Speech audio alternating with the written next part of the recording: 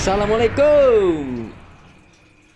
Berarti diteropong horenganan ieu kasugihan teh harta ieu bibit fitnah. Kamulyaan kaagungan eta horenganan bibit fitnah.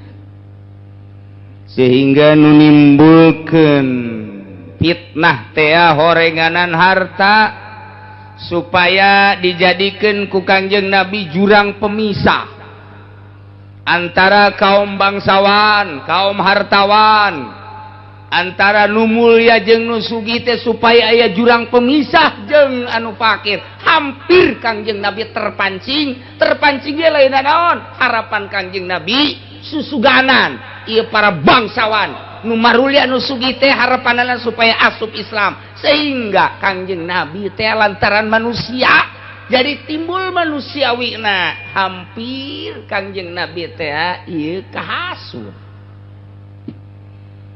ngan kulantaran Kangjeng Nabi mamasum langsung turun malaikat Jibril negur Muhammad ulah dijadikeun jurang pemisah gara-gara harta, ulah dijadikeun jurang pemisah antara jelema fakir nu iman ka anjeun jeung ka Gusti Allah kusabab hina fakir. Ulah datang ka kuari horenganan harta teh ngajadikeun fitnah sok jadi jurang pemisah, boro-boro jeung deungeun-deungeun sarumpun jeung sadapur bae urang teh sapejit keur masih keneh sararusah mah beuh sareneuk saigal sapihanean hiji rokok ge babarengan jeung dulur barang kakak melejit wah boga kesempatan di pabrik. Waduh luar biasa dagang limbahna eta curug ka adina pohara jasa. Curug teh ka adina cak aing ge sia nuturkeun aing sama tengah jeding sih gas. Sia aing. Geus kuat. Dijadikeun jurang pemisah harta teh padahal mah sapejit teu wauh kuari mah nu jadi kakak kajuna jadi lantaran mobilna mewah, imahna mewah, ku batur diagung-agung, dikaya-kaya, dipuja-puja, diraja-raja, dulur teu wauh. Ieu mah di ditu, ieu mah di Vietnam. Kos kitu eta mah. Di urang mah teu paling ge, paling berbau-bau Vietnam. Kos kitu eta. Kamari mah kamari, ieu mah keur carita sapejit bae. Masyaallah, kacai jadi saleuwit, ka darat jadi salogak, sareneuk saigal sapihanean lantaran jadi dulur. Barang kuari jadi DPR teu nyileuk sabelah mata. Teu wauheun ka dulur teh berarti jabatan DPR sumber fitnah. Beuh kamari ieu mah sia dulur aing, ieu batur aing, ieu sobat aing, ieu karib aing. Geus jadi bupati kuari. Teu wauh saeutik-eutik acan hating, tah geus bahasa hating tah. Bahasa hating tah bahasa mana tah? Hating. Teu wauh saeutik-eutik acan. Mun eueuh hatingan rada deres ieu mah hating. Masyaallah teu wauh beuh kamari mah babarengan jeung urang geus barang jadi bupati geus teu wauh berarti jabatan bupati eta jurang pemisah antara dirina jeung masyarakat. Jadi lain ti kuari orang ti baheula nu mantak aya permintaan ge ti kaum-kaum hartawan, ti kaum-kaum nu mulya ka Kangjeng Nabi unggal kami kadinya maneh anjeun Muhammad keur babarengan jeung nu miskin jeung nu palalakit kami ribet asana deuk kadinya nah wayahna coba usir heula sakedeung kami deuk asup kadinya. Kangjeng Nabi hampir ta eta teh fitnah berarti geus tu jadi sumber fitnah teh hiji harta nomor kadua jabatan. Datang ka kuari tah mah kos kitu. Gede teuing bupati mah RT. Aduh, kerjaan jadi RT mah biasa bae. Waduh, bareng jadi RT, masya Allah. Ngomong lagi, sia tuh sopan. Emang aing naon pan aing teh raja di dia. Ambo, raja koang-koang. RT. Gusti Allah. Aduh, masya Allah. Aduh. Tah eta teh jurang pemisah nu kos kitu teh. Tah kuari ge kiai teh anu ngadeukeut anu kos kitu mah aya jurang di sarua. bangsana tak kiai ge pan kiai mah kuduna beuki luhur beuki tawadu lantaran nu di deuleuna teh kiai mah pare di mana-mana pare teh kaluhur can aya bener can aya eusia di mana geus eusian tungkul eta pare di mana ngacung deui berarti takos kitu teh ge kiai asal anu tulak cangkeng we ngacung teh pare gambung teh kiai mah tungkul ulah asa aing berarti ilmu nu aya di kiai teh dipake takabur jurang pemisah ilmu profesor mah jeung doktor jadi jurang pemisah ge ku ilmu na meujeuhna emang paranti na teh mah emang teh mah jadi suluh neraka ieu bakalna ai kiai mah pan kiai mah lain deui urusan akhirat kok jadi takabur nah ieu kiai ge dibere ilmu teh lain beuki deukeut ka Allah beuki jauh ka Allah ilmuna bakal jadi siksa fitnah teh dunia jadi fitnah jabatan jadi fitnah agung ilmu jadi fitnah nah iyalah sumber fitnah nu mantak ulah Muhammad ulah didengi kahayang-kahayang jeung permintaan-permintaan tokoh-tokoh masyarakat tokoh Mekah kos kitu anjeun mah anjeun bae jeung nu palalakir jeung nu miskin sok anjeun bae eta mah geus jelas imanna ka Allah jeung ka anjeun itu bacan jelas nu mantak Kangjeng Nabi wa yuhibbul fuqara wal masakin wa yajlisu ma'hum ya Allah wa yusayyi'u janaizahum wala yahkiru fakiran adqahul faqra aswa Kangjeng Nabi cintain resepeun jasa ka fakir miskin komo setelah ditegor ku Gusti Allah Subhanahu wa taala mantak kiai mah tetep bae kuno jeung nu leutik bae asal kiai geus berpaling kuari kanu gede nu leutik ditinggalkeun moal kebel deui kiai dinonaktifkan kiai kudu diguleutik kiai masyaallah dia undang ngariung ku fakir mah duh waktu jagana waktu barang diondang kuno sugih mah waktu ge diaya-ayakeun bisa dengan bisa cenah mareng geus gampang itu mah dibadalkeun bae ka nu sejen waduh lantaran nu kadeleuna RP mah geus tinggal ditungguan we teh kiai kos kitu mah moal kebal deui tah ieu teguran ti Gusti Allah alhamdulillah Kanjeng biasa deui stabil deui nah wa kadzalika fatanna ba'dahum bi ba'd kitu kene fitnah-fitnah nu tadi dicaritakeun teh fatanna kami nyoba ceuk Gusti Allah ba'dahum ka sawareh manusia bi badin nu mulia dicoba kuno hina nu sugi dicoba kuno fakir nu gagah dicoba kuno lemah maksudna dicoba kuari kumaha cara menghadapi situasi baheula mah situasi dakwah Kangjeng Nabi antara iman ka Allah jeung ka Kangjeng Nabi teh heulaan mana nu mulya jeung nu hina nu sugih jeung nu fakir anu gagah jeung nu lemah nu mantak bian qadimnahu ku kami ayeuna mah ceuk Gusti Allah teh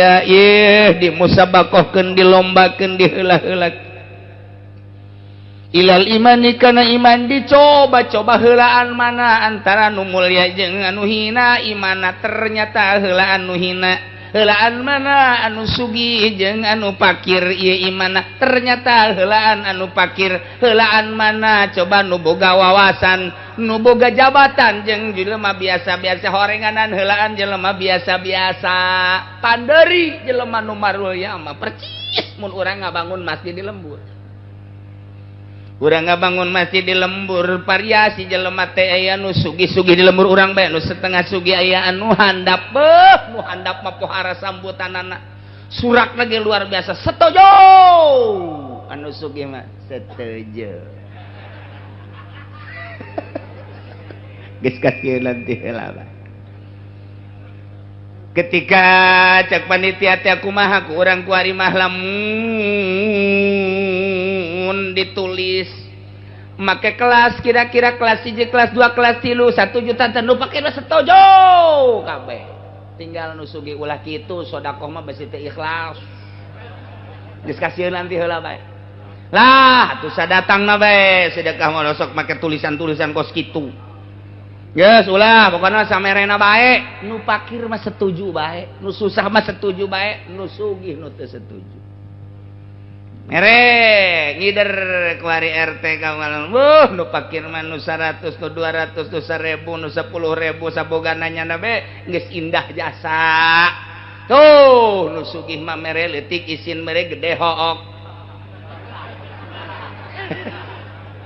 ya bujangna didinya kemana bapak Pak Haji aja tadi naik motor bener ya je emang terjauh dia poe ngider jangan jajana tadi naik motor padahal mah aya di handapun bale nyiksa awak coba aya RT ngider aya di handapun bale nanaonan coba je nyana ngintip RT geus berangkat hakara kudang deui nginum teh botol blon teh coba eta nu sugih kepergok aya di arep-arep cek nyana di kamari bisa nu sugih mah bagus gitu bari kenal di masjid ieu keramik kurang sabaraha kurangna atuh jak geus kumpulan kabeh ieu mah kurangna 100 meter deui hayu bae heulanan ke ka kurangna Pak Haji pokona ke kurangna Pak Haji geus hayu bae heulanan batur mah eta gampang sakit 100 meter ieu nyana naekeun geus tinggal 50 meter hayu teruskeun heulanan Pak Haji tinggal 10 meter deui lah aing mah kagok 10 meter mah sararia bae heulanan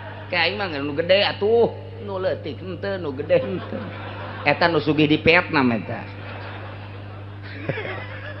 lah masyaallah nu pakir geus karar itu siap boga duit teu boga duit tanaga nu pakir masyaallah aya nu sugih ya Allah ieu mah sakadar lolobana sok aya nu kitu aya nu henteu bae nu sugih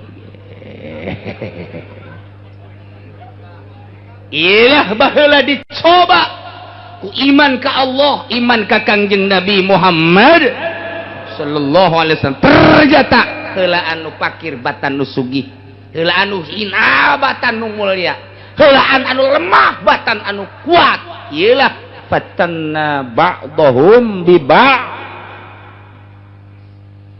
maksudna liyaqulu wa haula'i manallahu alaihim min bainina lantaran nu sugih tinggalen kuno fakir ketika manehana nandek iman ka Allah jeung ka Rasul teh aya gengsi anu mulya teh kapiheulaan kuno hina ketika deuk iman teh aya gengsi boga rasa harga diri kumaha aing ke lamun aing iman teh meureun cak pakir tuh nya nuturkeun urang jatungtung nama tapak embung-embungna nu sugih dikitukeun ketika nu gagah dek iman ka Kangjeng Nabi geus aya terbersit di jero hatena mangannya na kulantaran kapiheulaan kuno hina engke cak nu hina teh beusi diomong tuh tungtung nama jan nuturkeun urang pang embung-embungna nu gagah nu mulya nu sugih diomong kitu embungan celina ngadenge kos kitu lantaran ku embung-embungna gengsi dipasangkeun daripada ngadenge omongan kos kitu jeung teu iman aing nu sarugih teh kos kitu masyaallah naudzubillah min zalik wa min zalik ngagugulung sugih ngagugulung mulya ngagugulung jabatan akibatna kufur nyana teh ka Gusti Allah Gusti kahalangan ku dunya ku jabatan ku mulya eta lah nu ngajarikeun jurang pemisah urang indah jasa lamun aya nu sugih bisa ngahiji di lembur jeung nu susah ayana naon hayu silih bantu asana indah jasa lembur teh bersinar mun aya pejabat di lembur eta teu kahalangan ku jabatanana jeung masyarakat ngahiji be manehanana mah padahal mah nya teh jenderal nu sabenerna padahal mah kapten sabenerna mah tapi ketika babarengan jeung masyarakat mah biasa bae padahal mah nya mah besekda padahal mah nya mah bupati tapi ketika babarengan jeung masyarakat biasa bae padahal manehanana mah kapolres tapi begitu ke masyarakat biasa bae eta indah jasa hirup kos kitu Ieu mah lain kitu Pak. Heuh, mana sia? Teu nulu-nulu ka aing pan aing lurah. Goblok teu budak. Cek deuleu meureun lurah aing ieu. Deres sama lurah mah. Hai, ka mana sia? Ka ditu mah haji kiai. Deuleu meureun aing kiai di dieu. Teu ka deuleu Gus ya. Menta rokok tuh. Jare tungtungna eta kiai blon. Eta kiai Golkar. Dulai Golkar moal atuh. Kajenting hayang 1000 hayang moal menta lamun lain kiai Golkar.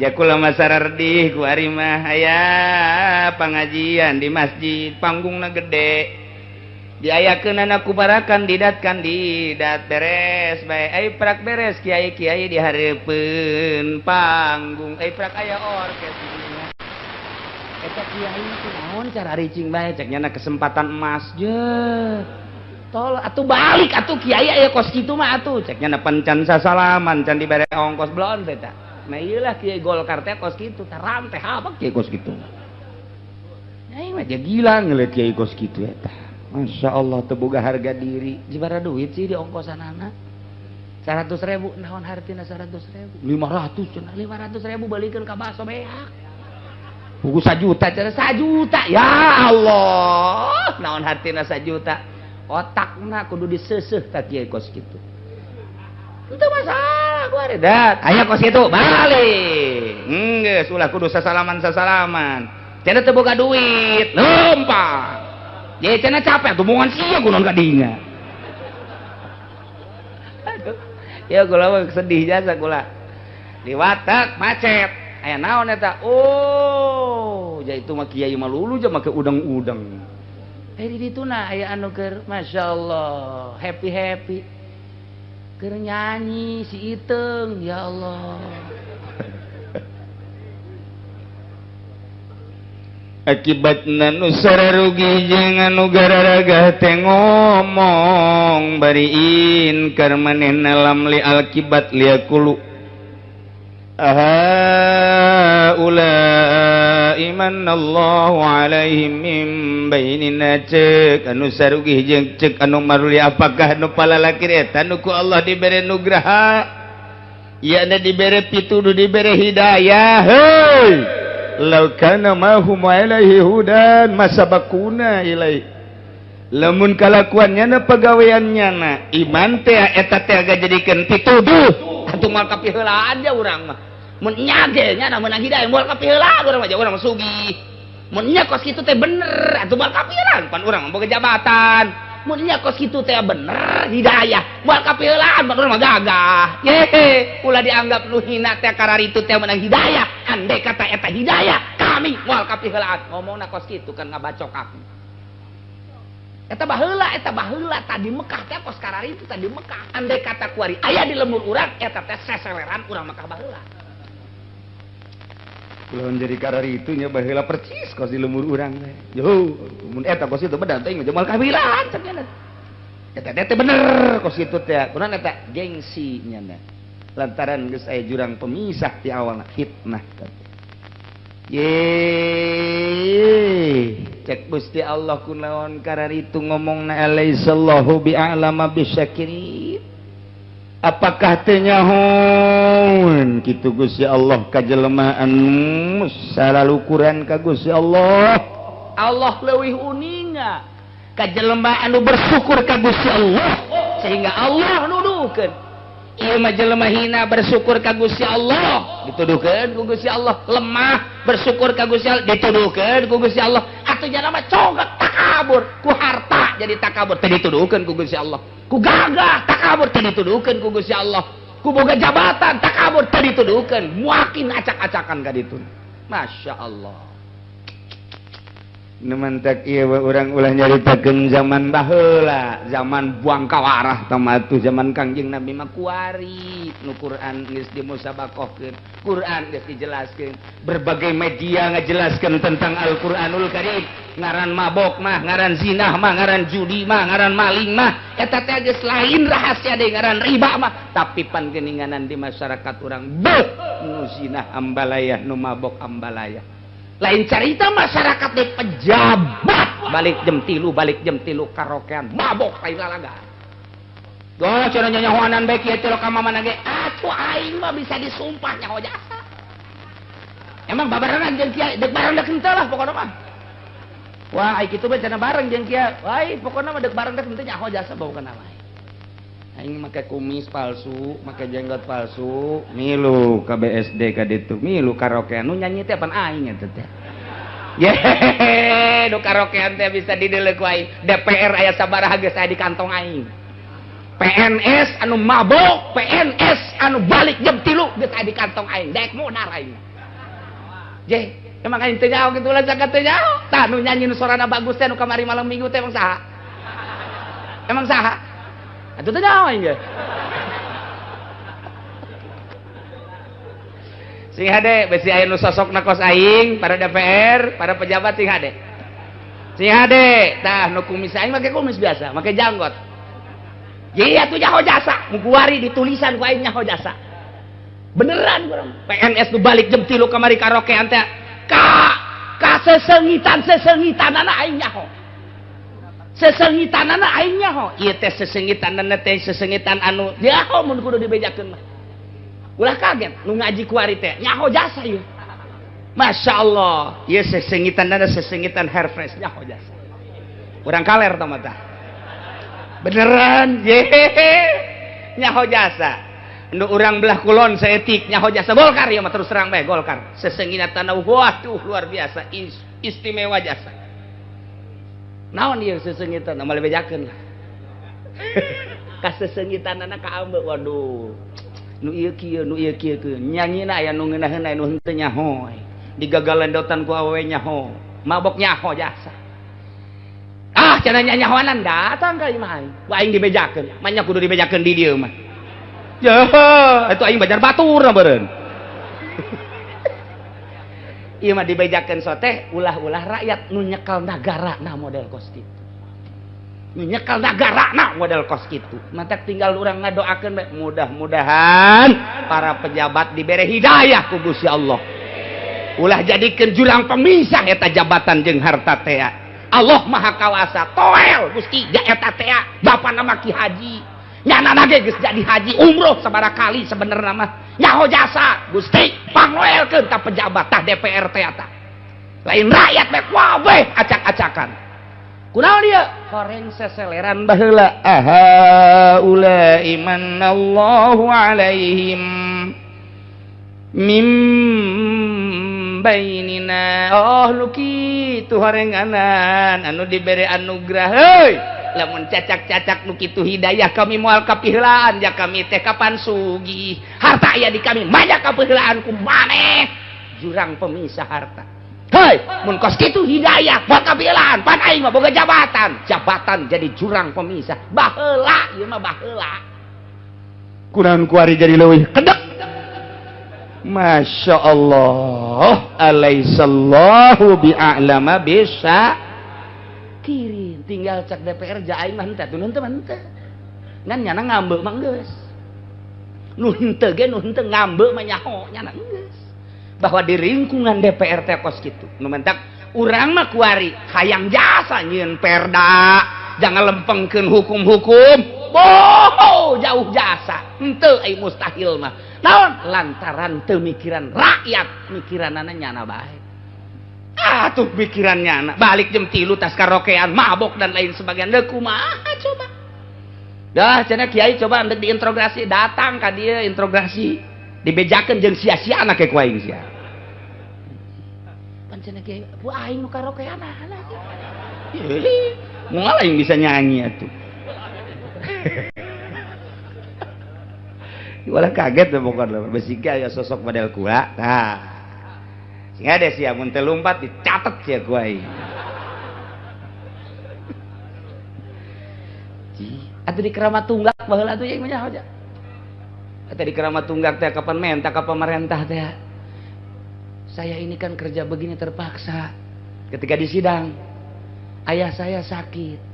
Sementara saya tidak punya kerjaan, hanya ini yang dapat saya lakukan, jualan apem.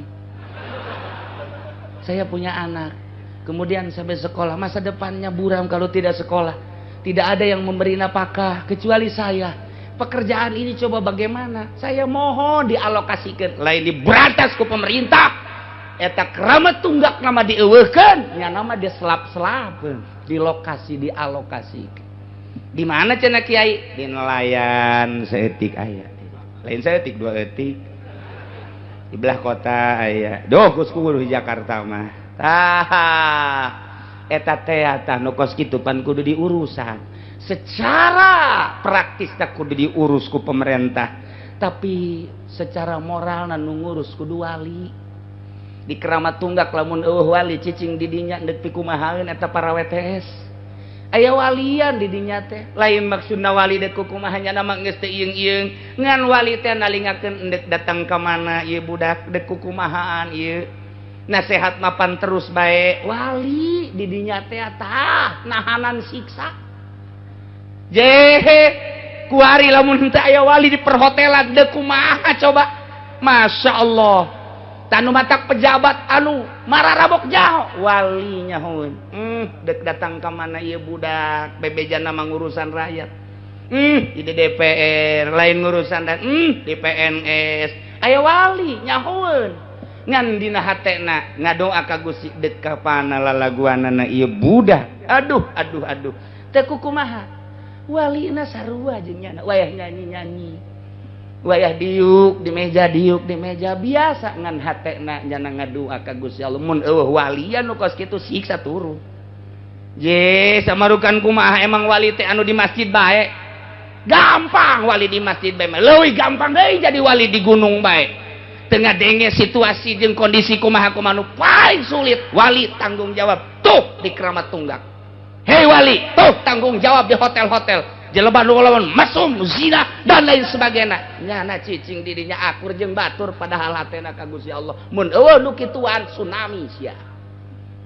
Tah, eueuh nu berpikir ka arah eta, nu mantak kiai di Golkar, kiai di Golkar kade. Ieu teh nasehataneun ieu teh wali ngamuk sia. Makan kumaha nyanyi biasa wali mah. Weh, no problem. Setik dibawa ke arah kos gitu supaya nyaho Indonesia teh lain lalagaan. Mun eueuh para wali di tempat-tempat judi, di tempat-tempat kos itu wallahu a'lam. Nyana tetep noel ku cara nyana ngan encan dibere hidayah. Nu mantak loba jelema nu geus eleh toel ngobrol kembali. Kitu keneh nu jadi pejabat toel seetik. Hidayahna mah pandi Allah nyana nu ngasehatan. Ku kadang-kadang heuceurit eta tah menang ti waliullah.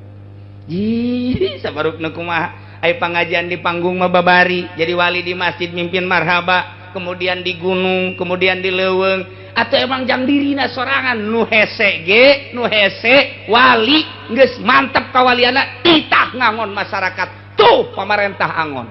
Ku caranya mah. Tuh pejudi angon, tuh petani angon, tuh masyarakat teu kanyahoan mun eueuh wali-wali nu kos karari itu wallahu alam di Indonesia. Kuari keur acak-acakan di negara, tapi ketika diajak perang jeung Amerika kunaon atuh hayu bae, mun lain ajakan wali moal bisa. Tatadina salat teh judi terus, ketika dok Amerika nang tangan Indonesia engke ge wali naik. Siap, nu pangheulana siap nu mabok teh. Atuh emang mabok ieu nya nama siap kitu nya kaler kidul. Siap jakeuna teh. Kekajian pae mangan sakali jeung teh. Emang keur mabok peing ngeunang. Itu kertu jahona naon. Tah iyalah cerita wali lain di Indonesia be di Irak, di Iran, di Arab dunia. Wali-wali nu beratnya justru wali anu diberi mandat ku Gusti Allah. Tah dinu kos kitu dumantak tahapan-tahapan wali teh loba jasa. Loba jasa. Nah ketika ditugaskeun rangkaianna sarua jeung organisasi pan kukula sok dicaritakeun kewalian teh. Numantak maot hiji ganti, maot hiji ganti, maot hiji ganti. Abdal salilana hiji raja wali Citra kebon jeruk mah. Imamani 2 masjid maghrib, Mukhtar 3, kemudian kitu ayeuna mah Autad 4, Wali Abdal 7. dan lain-lain sebagainya. Maut ganti, ditugaskan di mana, mentek nyaho keberadaan di anu atuh nyana tugas. Kadang-kadang nyana nyekel melodi tang ting tang. Oh, berarti Roma Irama wali merenya. Ya Karim, kok jadi kadinya ya yang ngomong. Iya sih gara-gara orang Arab loon ye, ahaulai ye. Jadi berarti harta jadi jurang pemisah, memisahkan dirina, jabatan memisahkan dirina, mulia memisahkan dirina.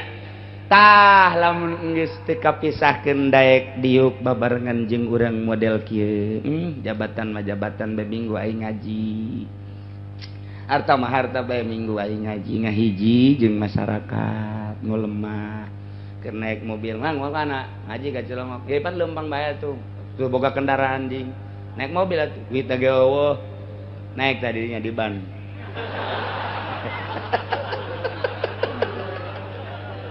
Masyaallah nyanaku dikitukeun alhamdulillah geus terus bae urang sih doakeun bae. Oh, naik ka dieu tah.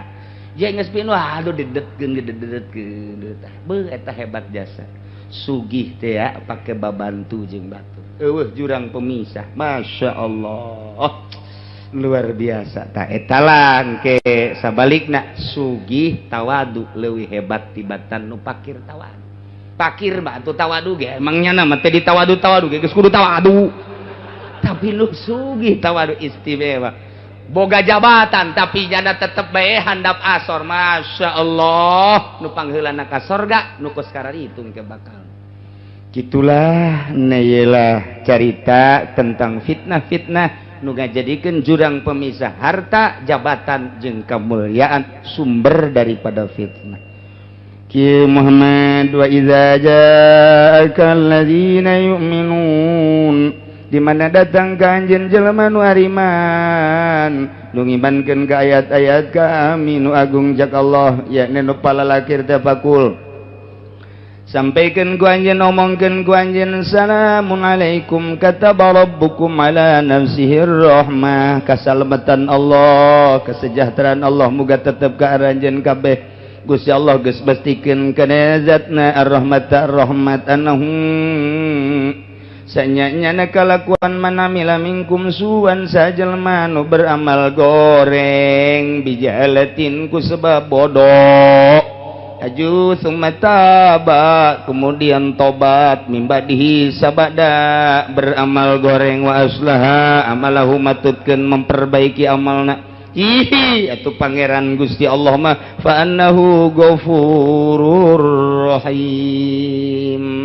Gusti Allah mah Maha Ghafur jeung Maha Rahim. Anu kamari teh harta asa aing luar biasa sugihna jadi jurang pemisah sehingga ngomong sadaek-daek kalakuanana sadaek-daek berarti nyieun kagorengan kitu keneh kamari keur jadi pejabat teh beuh kahalangan ku jabatanana teu kadeuleu kabeneran teh mabok aya di nyana marah aya di nyana segala aya di nyana lantaran boga kakawasan nyana ternyata horenganan eta teh ku kabodohan barang geus nyaho makana bener ku ngaji teh dibere hidayah ku Gusti Allah nyana tobat ka Gusti Allah kitu keneh nu mulya teh tadina mah kabawa ku situasi kamuliaanana teu meunang salah saeutik teu meunang salah saeutik cegekan nyana mah benduan nyana mah korenganan ternyata barang nyaho mah kuari teh horeng kos kitu teh kalakuan goreng nu kamari omonganana goreng nu kamari kalakuanana goreng nu kamari tingkahna goreng teh teh nyana beramal goreng teh bijahalatin ku sebab can nyaho bodoh sehingga dilaksanakeun barang kuari nyaho mah tobat ka Gusti Allah tuluy ngaberesan pagaweanana kumaha teh Gusti Allah mah fa annahu ghafurur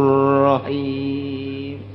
Gusti Allah mah Maha Ghafur Maha Rahim justru gedena hampura Gusti Allah teh jang nu salah anu teu salah mah teu kudu dihampura ku Gusti Allah ka sorga bae tah Ghafur Allah jeung Rahim Allah teh jang nu salah kamari mah pejudi kuari mah tobat sorga cak Allah dihampura ku aing sia kamari mah tukang zina kuari mah tobat sorga aing mah pangeran jadi ulah sieun-sieun kamari mah korupsi kuari tobat bikeunan deui nu aya mah ka ditu tobatna ikhlas teh jeung kadohong sorga cak Gusti Allah aing mah pangeran lamun siamun tayang kain ku aing teu dihampura atuh mana pangeran.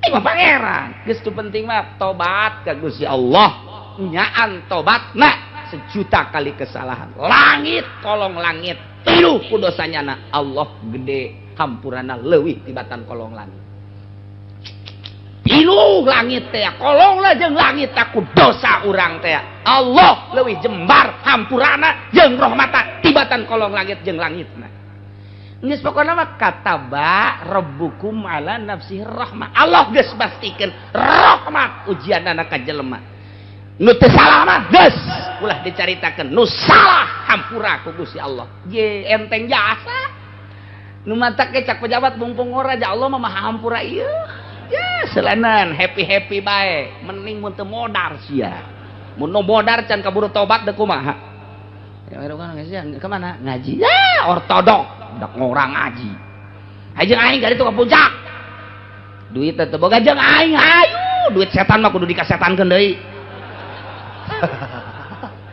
je emang duit setan ieu mah sapira riba geus urang kasetankeun deui ceuk naon teu daekeun dibake ka masjid duit bener mah duit setan mah hayu jeung aing ya sia mah setan sarua si aing milu jeung setan ulah loba omong karena sesama setan tidak boleh saling mendahului ji atuh berangkat ka ditu geus masuk ngaji pokona ngora keneh mah mendingan kieu bae geus sekolot karek ngaji geus sekolot gagarek aduh aing keur ngora cimplong aya di aing hotel aya di aing kumaha ya aing mandek tobat bebeja ka kiai asal geus rarangsadan kitu bebeja ka kiai Waalaikumsalam. Aduh, kiai kurang anu tobat. Kiai tobat mah tuh ka Allah. Diampura moal. Emang penyakit naon baheula? Kiai itu bisa disebutkan, sebutkan ku sorangan baheula ka Gusti Allah. Emang naon ieu? Penyakit ada kiai. Pokona kula mah datang ka sesengitan WTS geus nyaho ieu si A, ieu si B, si C geus teu kasaliru deui nyaho jasa. Kula peureum ngambean awe liwat. Subang ieu mah ya. Geus nyaho jasa kula peureum liwat awewe seng Bandung ieu mah ieu geus moal kasaliru kula peureum liwat ieu Karawang ieu mah kula liwat nu ieu ieu mah Kebo bener bareng deuleu bener Kebo teh di Pandian tah mah tuh jadi ku geus nyaho-nyahona kula mah peureum geus ka dieu tak kitu tak kumaha kuari mun tobat je atuh asal nyaan bae tobat ka Gusti Allah na lantaran Gusti Allah mah summa taba min ba'dihi wa aslaha fa annahu ghafurur deukeutan kiai menta jalan cara tobat nu bener kumaha ke dituduhkeun ku kiai laksanakeun instruksi kiai di akhirat insyaallah lantaran urang percaya kana dauhan Allah kataba rabbukum ala nafsihi Allah mastikeun ka zatna memberikan rahmat ka jelema nu balik ka Gusti Allah Subhanahu wa taala ketika Kangjeng Nabi nyaritakeun ka tokoh-tokoh Mekah wahai tokoh-tokoh Mekah ulah kahalangan ku gagah kahalangan ku sugih kahalangan ku jabatan Allah maha hampura kamari ngomong-ngomong ulai sok sadarkeun ku ari mah kasalahan-kasalahan eta dianggap bodoh kulantaran bodoh Allah maha hampura sok geura tobat dinasehatan ku Kangjeng Nabi tarobat pandeuri nu sugih asup Islamna imanna pandeuri nu gagah imanna pandeuri nu mulya imanna tapi ujung-ujungna mah buah barengan nu sugih nu susah nu gagah nu lemah berangkat ilai kalimatillah perang ngalawan musuh Allah asal geus ngahiji nu susah jeung nu sugih nu lemah jeung nu gagah rakyat jeung pejabat deuk kumaha ge pasti menang bae al islamu ya'lu wala yu'la alaih kulantaran babarengan mudah-mudahan urang kabehan dibere bisa babarengan nu susah jeung nu sugih bisa babarengan nu lemah jeung nu kuat bisa babarengan rakyat jeung pejabat bisa babarengan dalam rangka nanjeurkeun agama Allah Subhanahu wa taala menuju Allah anu Ghafurur Rahim bi barakati Ummul Quran Al-Fatihah. Bismillahirrahmanirrahim. Alhamdulillahirabbil alamin arrahmanirrahim maliki yaumiddin iyyaka na'budu wa iyyaka nasta'in ihdinas siratal mustaqim siratal ladzina an'amta 'alaihim ghairil maghdubi 'alaihim waladdallin. Allahumma shalli wa sallim ala sayyidina Muhammadin fil awwalin wal akhirin. Barik wa sallim wa radiyallahu ta'ala an sadatina ashabi sayyidina Rasulillahi ajma'in. Amin ya Allah ya rabbal alamin. Allahumma hdina siratal mustaqim. Allahumma hdina siratal mustaqim. Allahumma hdina siratal mustaqim. Siratal ladzina an'amta 'alaihim minan nabiyyin siddiqin wa syuhada'i wa salihin wa hasuna ulaika rafiqa dzalikal fadlu minallahi wa kafa billahi alima. Shalli wa sallim ala jami'il anbiya'i